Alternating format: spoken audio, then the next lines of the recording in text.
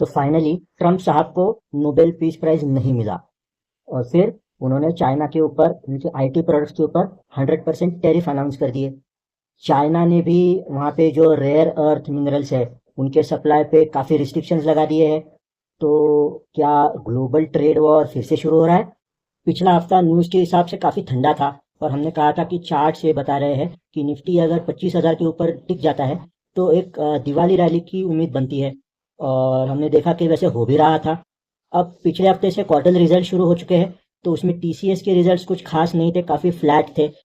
तो इन सारे बातों को देखते हुए क्या ये जो रैली है ये चलेगी या ये फिजल आउट हो जाएगी?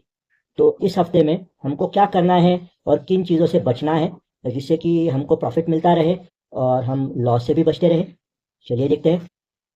एज अ ट्रेडर अगर मैंने पिछले हफ्ते में कोई ट्रेड्स लिए हैं मार्केट को देखकर और मुझे अगर उसमें से प्रॉफिट हो रहा है और मैंने अभी तक बेचा नहीं है तो मुझे अपने स्टॉप लॉस को थोड़ा सा टाइट करना पड़ेगा। इस ग्लोबल वॉलेटिलिटी में कहीं मैं पिस ना जाऊं। और ट्रेडिंग का एक गोल्डन रूल ये होता है कि अगर आपको प्रॉफिट हो रहा है तो वो आपको आपकी जेब में डालना है, उसको बुक करना है, उसको वापस नहीं देना है। तो यहाँ पे फिर आपके ट्रेलिंग स्टॉप लॉसेस आपके काम आ सकते हैं, जो इस हफ्ते में मैं करने की कोशिश करूंगा।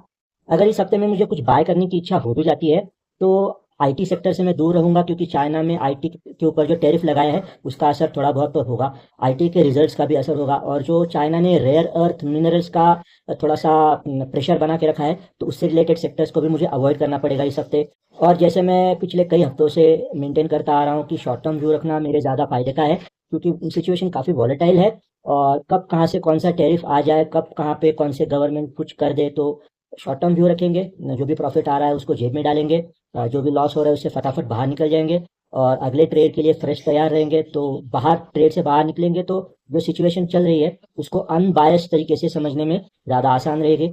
और अगर मैं इन्वेस्टर हूँ तो फिर कंपनी के रिजल्ट्स अगर अच्छे हैं तो ये जो चल रहा है इसका कोई खास फर्क पड़ेगा नहीं। हाँ, लेकिन अगर मेरी इन्वेस्टमेंट ऐसे सेक्टर्स में है जो इन चीज़ों से अफेक्ट होने वाले हैं जैसे आईटी या बाकी कोई सेक्टर्स, तो फिर मुझे थोड़ा सा केयरफुल रहना पड़ेगा। एक तरीका ये भी है कि बाहर निकल जाऊं और फिर बाहर आके सोचूं कि अब आगे क्या करना है। दूसरा क्या करना है, तो अगर मैंने इंडेक्स में इन्वेस्ट किया है, इंडेक्स की किसी कंपनी में, तो पेशेंस रखना है। पिछले कई महीनों से हमारा वही सिंपल फॉर्मूला है। और तीसरा क्या करना है, तो तीसरा ये करना है कि हर मिनट, हर घंटे, हर दिन कुछ करने से अपने आप को रोकना है एज एन इन्वेस्टर। न्यूज़ को थोड़ा सा शांत होने दो, फिर ज़्यादा अच्छे से वो न्यूज़ समझ में आएगी और फिर उससे रिलेटेड डिसीजंस लेना हमारे लिए एज एन इन्वेस्टर थोड़ा ज़्यादा आसान भी रहेगा।